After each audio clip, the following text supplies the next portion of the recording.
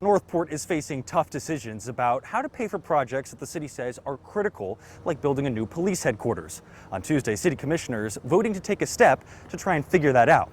I'm Northport community correspondent Hunter Walterman, and because I work here every day, I watched the entire commission meeting and then sat down with the mayor to talk about how the city is trying to move forward. Who controls it? Who manages it? Who has input into it? Northport commissioners left with more questions than answers Tuesday night.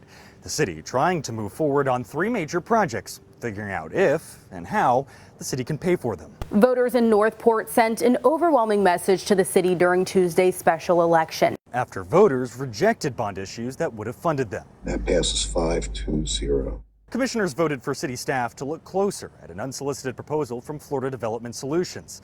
The company is suggesting a public-private partnership to complete the projects. I sat down with Mayor Phil Stokes after the vote. Having a third party build anything for you, involves a layer of profit for that third party. There are pros and cons to this type of partnership. A representative from the company said it would be taking all of the risk, putting up the money and then actually doing the construction.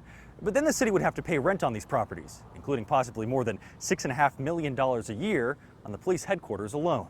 We have won a lot, and other times we've been told no, and that's good. But some residents say they're angry the city is moving ahead on these projects at all after voters rejected the bond issues. What do you say to someone who sees what you guys are doing and says, well, the voters already rejected the proposals for these projects? If you really talk to the average person and explain why the need is there and explain some of the thought processes and studies that have gone into these projects, people come around to the realization that, gee, I guess these really do make some sense.